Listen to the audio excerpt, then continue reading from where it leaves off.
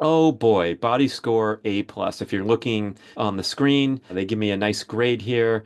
Big deal is what I say. Just like when I talk about my testosterone levels being in the 95th percentile, for 1 second I can pat myself on the back. And then so I did my first Dexa scan. You've probably heard of this extremely efficient and accurate way to figure out what's going on inside your body, especially your body fat, the distribution of your muscle, your bone density, all this fun stuff. And it's really great that this technology is out there, easily accessible for most people, especially in urban areas across America and hopefully other countries that are listening.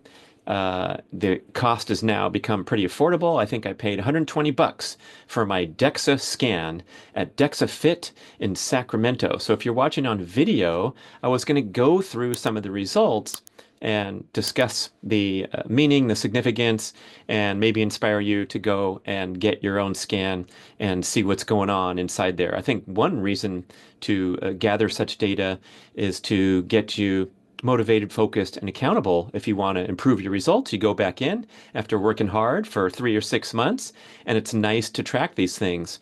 We'll pay particular attention to probably the most important metric to track on the DEXA scan, which is the accumulation of visceral fat as opposed to your total body fat measurement. So we know that there's three types of body fat. You've probably heard of brown fat, which has been coming into prominence because cold therapy helps to activate brown fat, BAT, brown adipose tissue, largely collecting in the back of the upper neck. And that is believed to have a positive effect when brown fat is activated, is believed to have a positive effect on your efforts to lose normal subcutaneous body fat, which is collected or stored in all those favorite areas underneath the skin. So it could be your thighs, your butt, your abdomen, all that. Now, there's a special kind of fat called visceral fat, visceral adipose tissue, belly fat. And this is the type of fat that collects in and around the abdominal organs. And this is extremely health destructive. I've talked about it on the show quite often.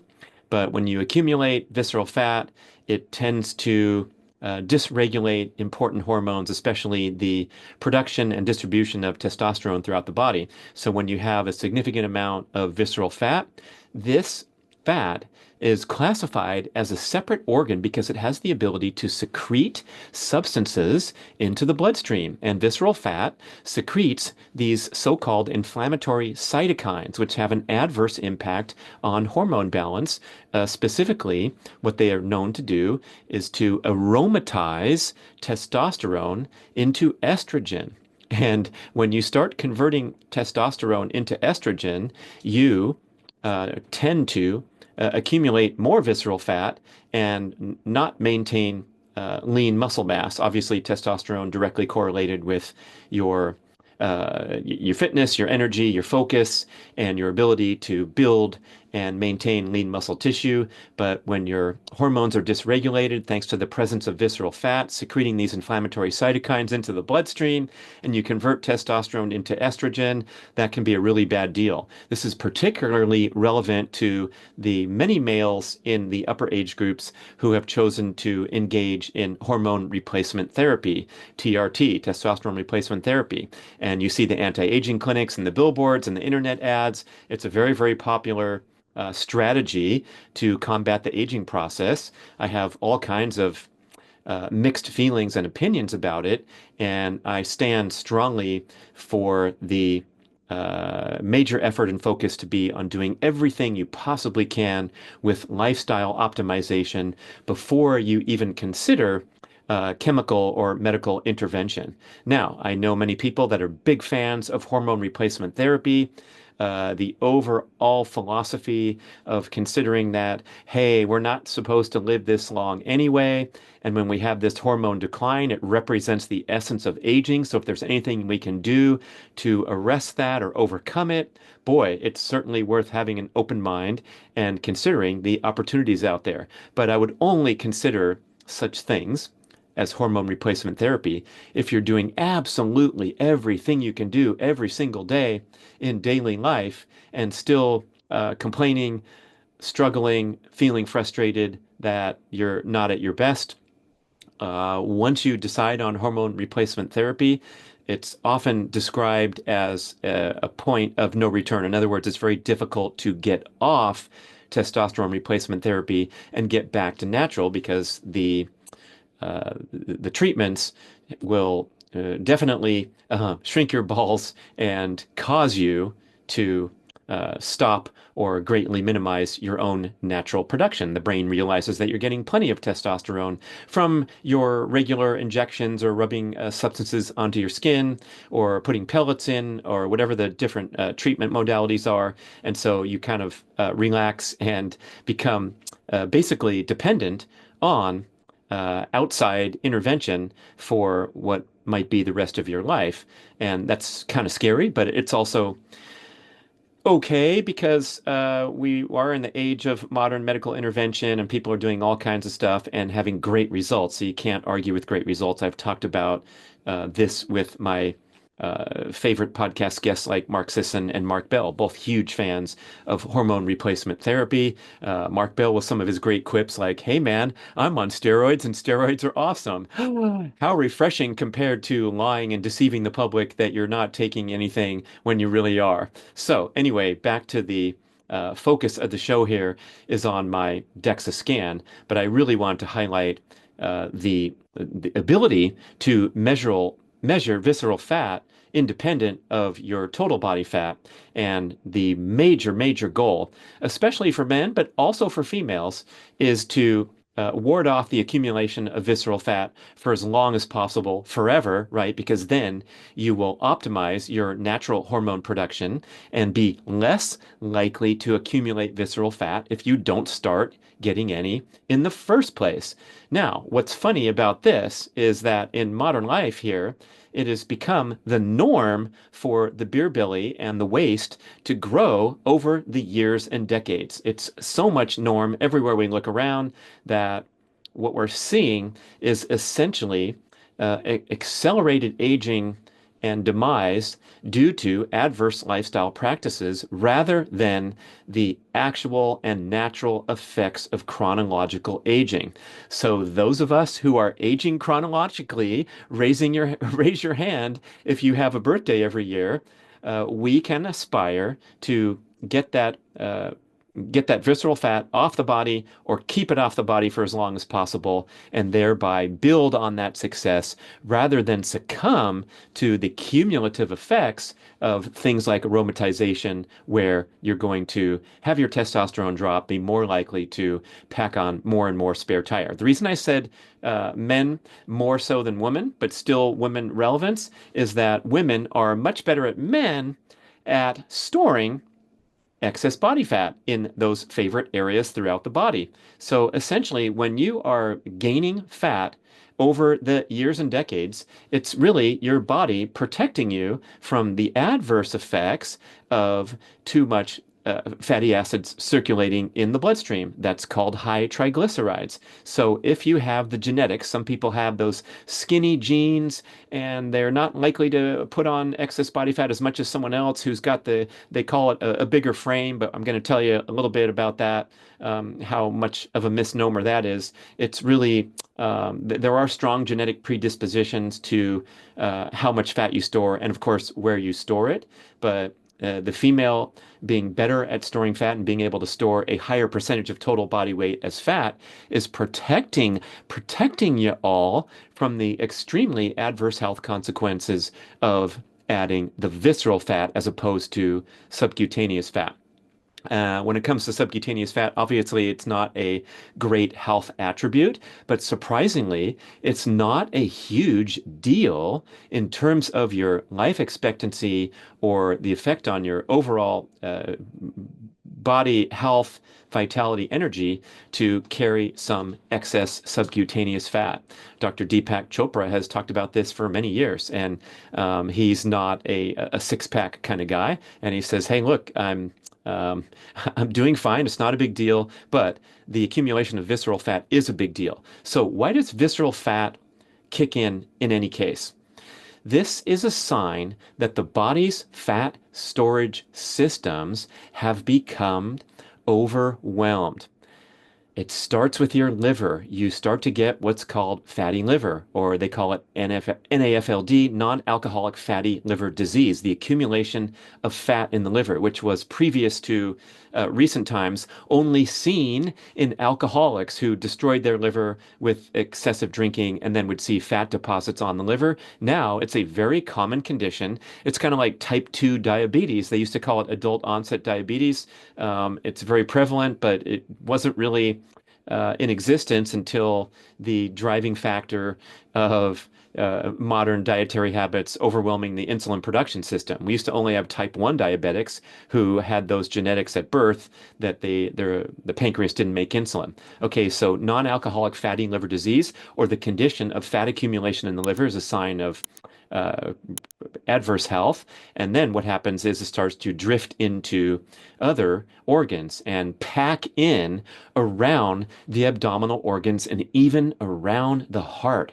I saw a great presentation from Dr. Sean O'Mara at the Primal Bod Conference in Dallas earlier this year, and he was showing slides, imagery of hearts of patients that he's been treating that have fat deposits, fat accumulation around the layer of fascia tissue around the heart. And so you put the slide up on the big screen, and it's like, is the heart supposed to look marbled and streaked and white like that? No, it's supposed to be red and beating without any fat around it. So visceral fat, extremely health destructive, messes with your hormones, messes with the ability of your organs to function optimally, and we don't want that.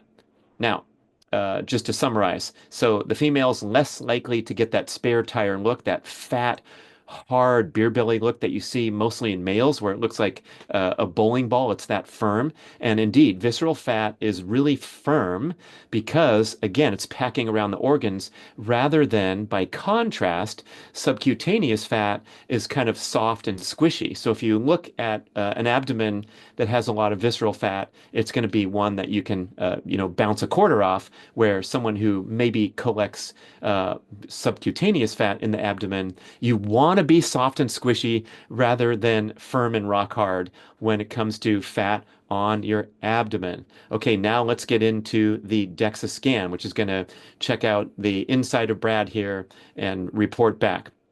Oh boy, body score A plus. If you're looking on the screen, they give me a nice grade here, and big deal is what I say. Just like when I talk about my testosterone levels being in the 95th percentile, for 1 second I can pat myself on the back and then realize that the comparison group that they're giving me an A plus against is like me going back to second grade and acing the spelling bee and blowing all the kids out of the water at the big competition at the end of the year, right? Who cares? Because we're talking about the fattest and sickest population in the history of humanity. When we're talking about United States of America here in 2025, the new stats are showing that 68% of Americans are classified as overweight or obese. So they're outside of the healthy body composition zone. Dr. Phil Maffetone, in his great book, The Overfat Pandemic, contends that 91% of the world's population can be classified as overfat.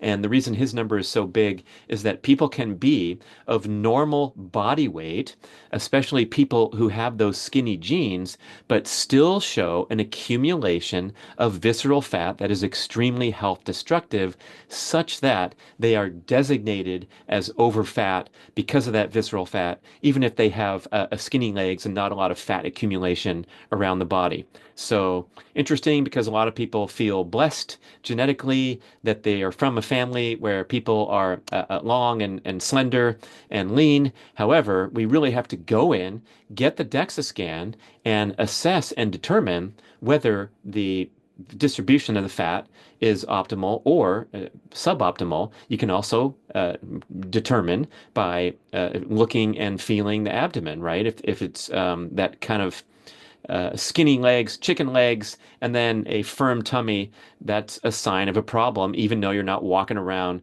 at a large body weight. So on the screen that I'm sharing, you can see all the things that they are measuring. First of all, my total body weight, which is weird because all I did was lie down on a table and they determined that I was 170 pounds. With clothing on, I think that was pretty accurate. And then my body fat percentage is 12.5%. The breakdown comes later. And I was like, wait, 12.5? That's not what I hear with cool quips on Instagram and on the internet of the cool dudes with the six pack saying that they're 4% fat or 6% fat. And the guy said, wait a second here.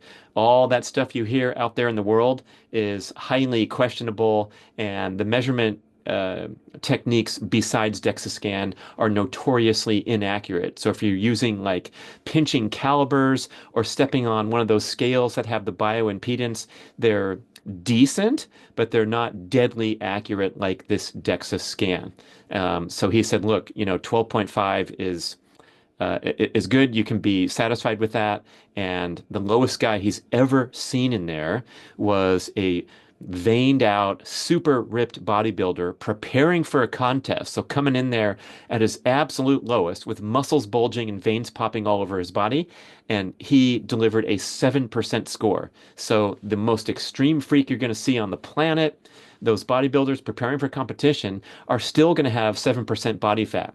And the notion that you would want or have the ability to carry less than 7% fat is ridiculous. Then you're talking about illness and hospitalization, right? As we see with anorexia patients where they get dangerously low body fat.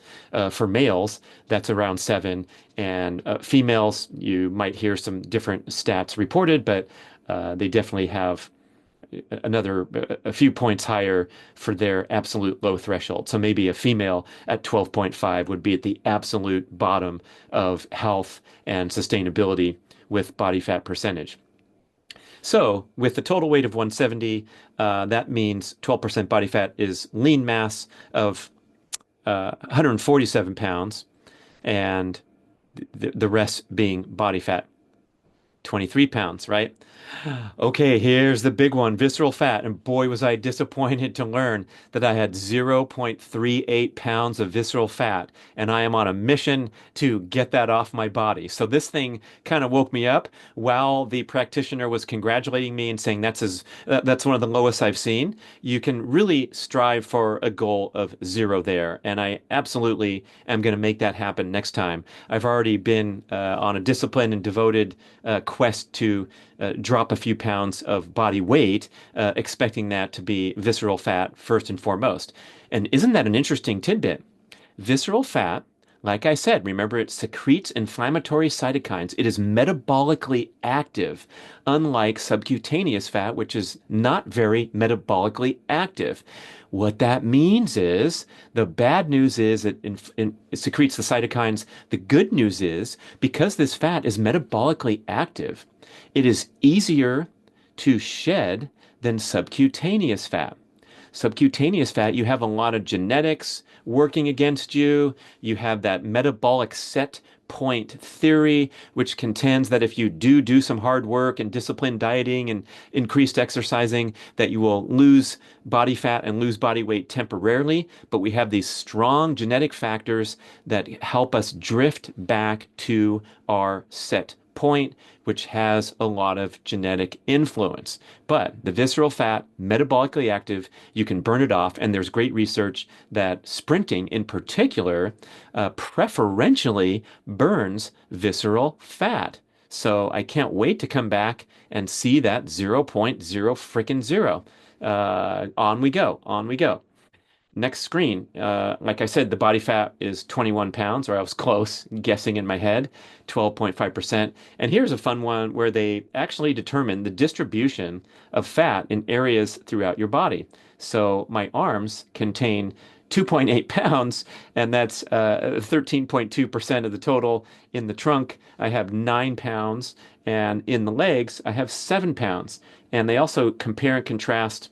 I'm not sure if you can see the small letters if you're watching on the screen, but I'm going to talk you through it, the distribution of left and right. So My left arm has 1.3 pounds of fat, right arm 1.4. Trunk has 4.4 on the left, 4.7 on the right. The legs 3.7, 3.5. So there's always going to be some asymmetry. But my practitioner said, hey, that's close enough. That's cool. If there's a weird asymmetry, I guess maybe you're going to strive to get back in the gym and do more balanced exercises, especially if you're like a hardcore tennis player or someone who's using one side of their body extremely in athletic endeavors.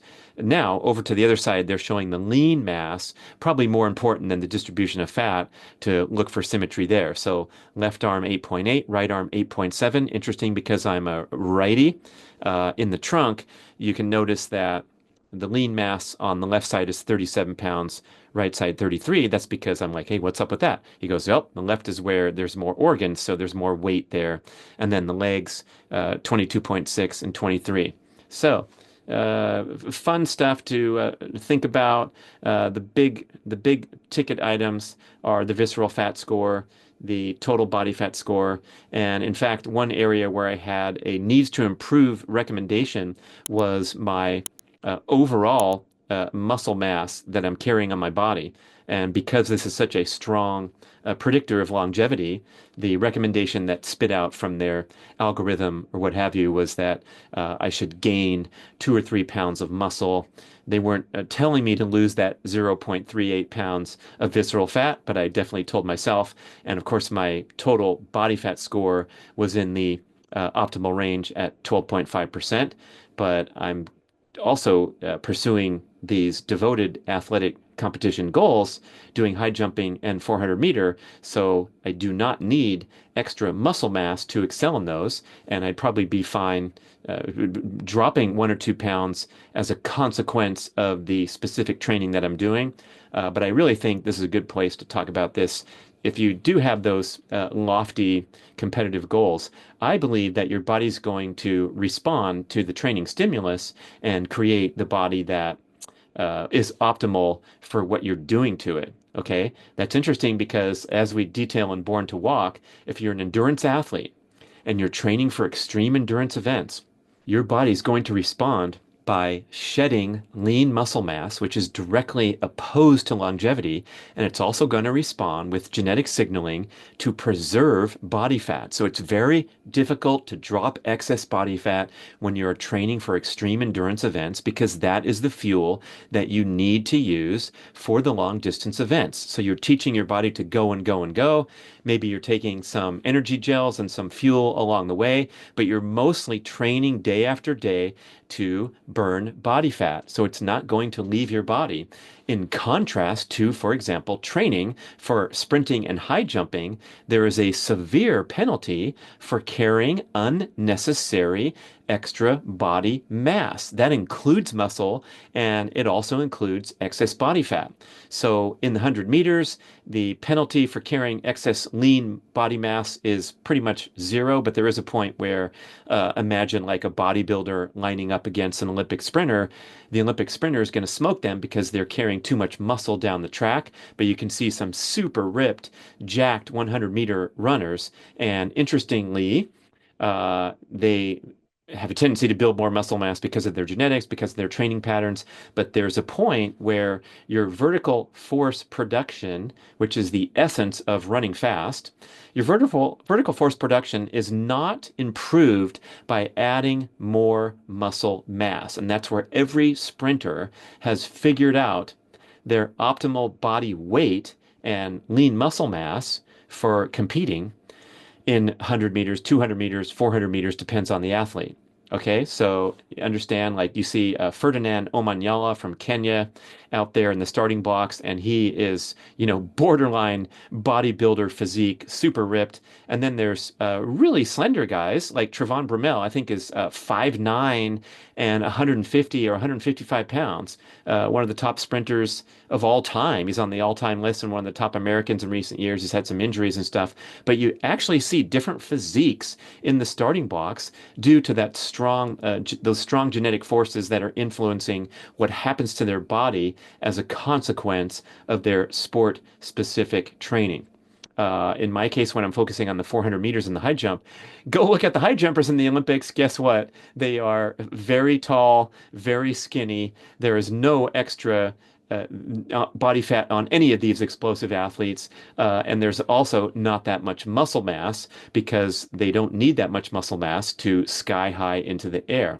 Yeah, it's pretty cool. And speaking of excess body fat, when you're doing a power, an explosive sport, and a gravity weight-bearing sport like sprinting, like high jumping, the penalty for carrying even the slightest amount of excess body fat is extreme. It's vastly more penal as a 100-meter sprinter or a 400-meter sprinter or a high jumper to carry excess body fat than it is for, let's say, a marathoner who is actually putting that fat to use. And the other thing about extreme endurance training is that it stimulates appetite because you're burning so many calories and you're out there for so long. And there's research that we detail in Born to Walk that extreme endurance training, especially when it becomes a little bit too stressful and exhausting, we call it chronic cardio, will also stimulate the storage of visceral fat on the body. So endurance training, training for a marathon, training for an Ironman triathlon will prompt you to store visceral fat in particular and excess body fat in general. Not just to have trouble keeping it off, but actually build a spare tire as a consequence of your endurance training. And that is freaking scary. I sure hope it is when you're listening to this. Why the heck does that happen? It's due to the chronic overproduction of cortisol with these extremely difficult and stressful workout patterns. So if you're running at medium to difficult pace, you're exceeding that fat max heart rate that we talk about so much on the show and in the book, and into that in-between zone where you're pushing yourself, whether the run's 45 minutes, an hour, hour and a half, 2 hours, whatever's going on out there. Same with the triathletes pounding the bicycle pedals or, running, getting off the bike and running, all that stuff. You got cortisol coursing through your bloodstream for a long time because the workout lasts so long. Now, of course, all fitness sessions, workouts are going to spike cortisol, desirably so, and all the other stress hormones, the adrenaline and endorphin chemicals that will respond because you're asking a lot from your body. But the trick and the key with the high intensity exercise is the workout ends in due time. The spiking of the stress hormones in your bloodstream are stopped, and you quickly recalibrate back to homeostasis. So if you really push yourself with a hard session in the gym, going through the weight machines, or you go to the track and you do a proper sprint workout, or on the bicycle and you do something that's short in duration but powerful, explosive, short reps, pushing to near maximum, of course you're going to be blowing up with stress hormones, but then they go back to normal. You get out of the gym, you go home, you start recovering, you're resting, you're recalibrating, and that's why it is a desirable stress response rather than the undesirable. And of course, I'm sure you've heard of the commentary about hectic high stress modern life also causing a chronic overproduction of stress hormones. This is the artificial light and the digital stimulation after dark. This is the frustrating traffic jam that's going to cause you to maybe miss your flight. This is the mean ass boss that keeps criticizing you in front of your coworkers. All this chronic overproduction of stress hormones, and then you go out to blow off some steam by doing a 6 mile run and you're spiking cortisol again. That is directly associated with the accumulation of visceral fat on the body. Visceral fat happens to people who are overly stressed. Okay, so that's the huge plug for sprinting and high intensity strength training with workouts that are brief in duration. Big difference from putting in the miles and putting in the hours.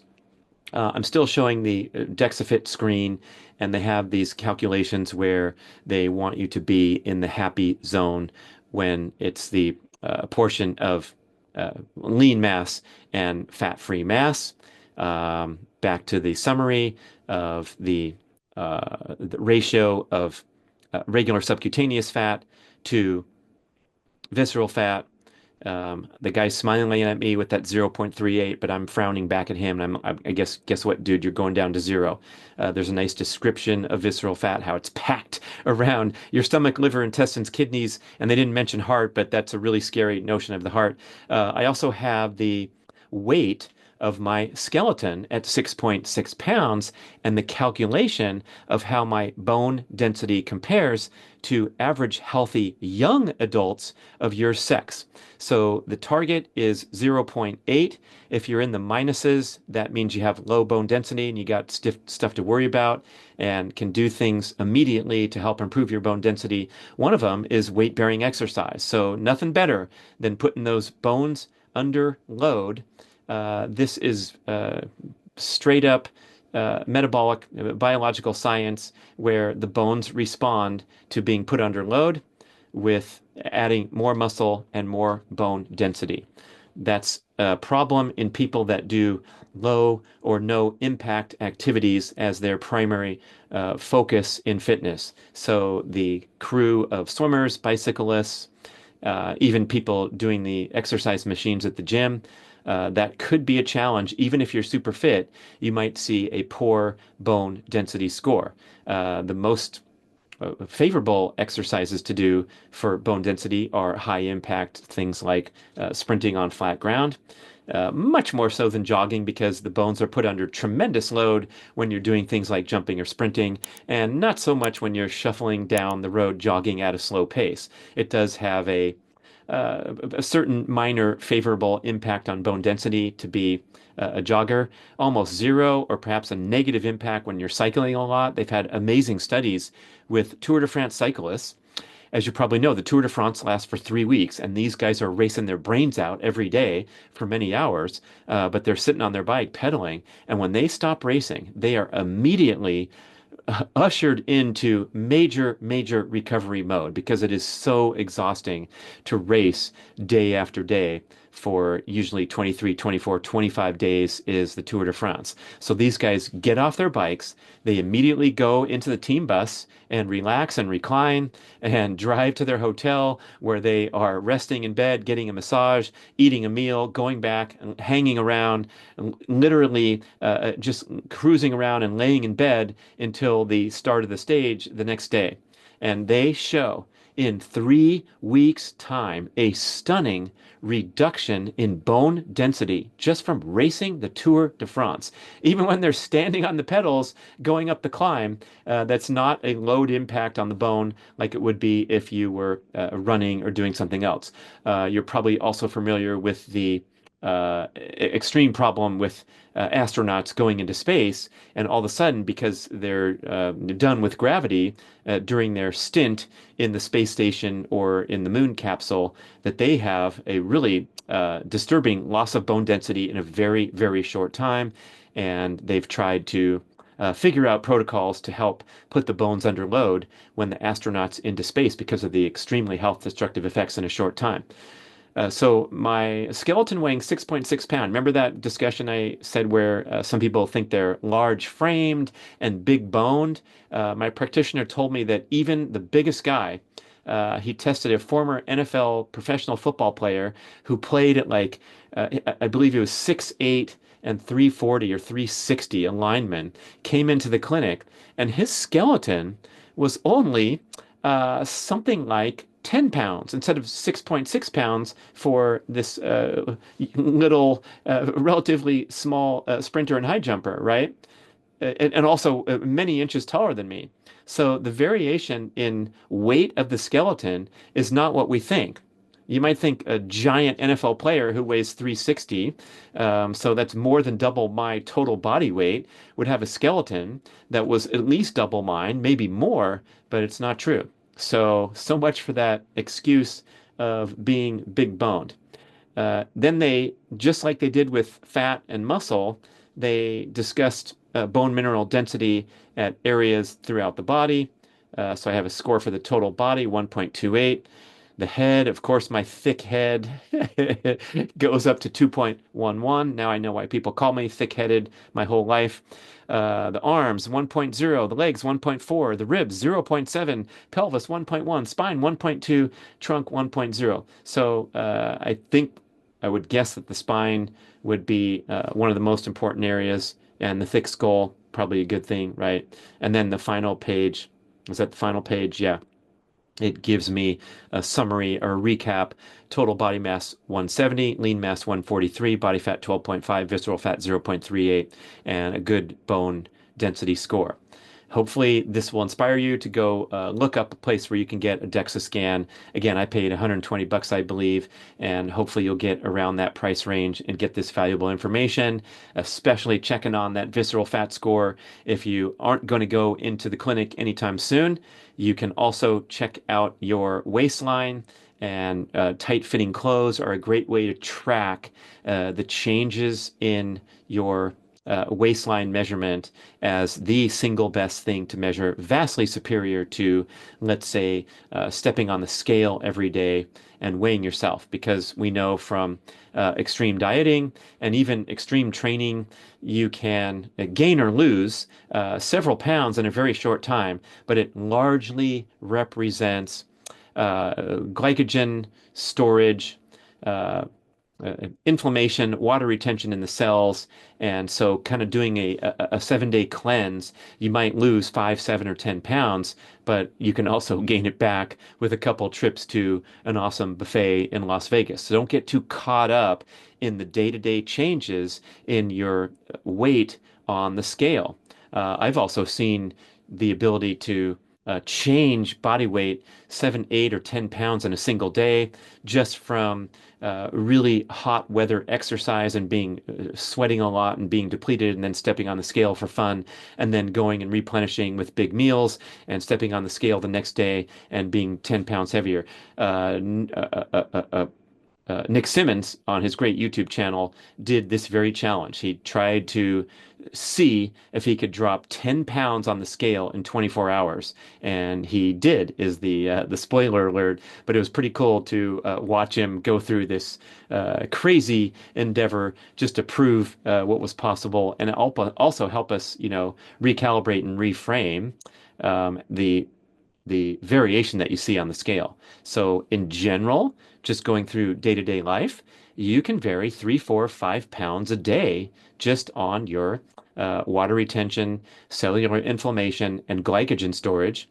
Especially females in the different areas of their cycle will have different levels of water retention, cellular inflammation, and so don't pay no mind to that. Of course, it's okay to stand on the scale often and establish baselines or establish baseline ranges so that you know you weigh between 125 and 130 usually. I had Dr. Ron Sinha on the show a long time ago, author of the South Asian Health Solution, and he made an excellent point in counter to people who say, don't step on the scale, get rid of the scales because it'll freak you out and disappoint you, and you don't want to think about it. And he said, well, it's probably a good idea to keep yourself honest by weighing yourself regularly and keeping things in check rather than letting them creep up.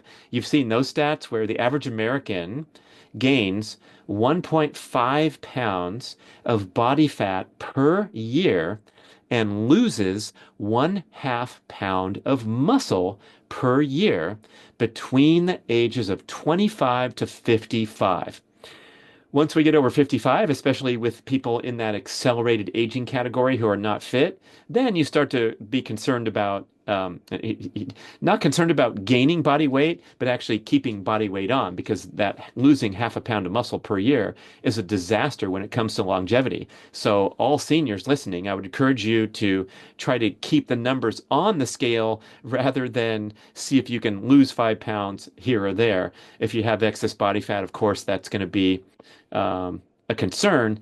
However, as Dr. Gabrielle Lyon puts really beautifully in a lot of her content, just focus on muscle. It's called muscle-centric medicine. So focus on gaining and or maintaining your lean muscle mass throughout your life, especially as a senior when we have much more difficulty synthesizing amino acids. That means making the protein that you consume go to work and build or maintain lean muscle mass. So seniors really need to focus on protein intake as well as resistance exercise, putting their muscles under load in order to maintain muscle mass throughout life as the number one priority over and above keeping the body fat off. Because guess what happens to a senior or to someone of any age when they are able to build and or maintain lean muscle mass?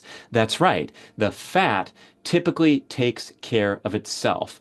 So that stat that Americans are gaining 1.5 pounds of fat and losing a half pound of muscle, it goes hand in hand. That loss of muscle is making you less functional, less powerful, more tired, weaker, less fit, and therefore causing adverse consequences of the food that you eat to get packed on as excess body fat. Muscles, you might have heard this, are a glucose sink. So it helps with your metabolic health, your metabolic flexibility to work those muscles, drain out that muscle glycogen, and replenish with good, nutritious foods. But a glucose sink, meaning that it takes the glucose out of your bloodstream and puts it back in the muscle. Because muscles will preferentially restock glycogen. They're ravenous after you do a workout. And so instead of just eating uh, big meals and having a huge insulin response and feeling tired and having that those calories get ushered into fat storage, you're going to consume nutritious meals and then replenish muscle glycogen. The muscles are a glucose sink, taking the glucose out of your bloodstream, putting it back into the muscles, and keeping you at a healthy blood glucose level as well as a healthy insulin production pattern. In contrast, someone who's unfit and sits down to buffet breakfast at the hotel and has a couple muffins and has some orange juice and some oatmeal and some bacon and eggs and toast and whatever they're eating, they're going to chow down all that stuff.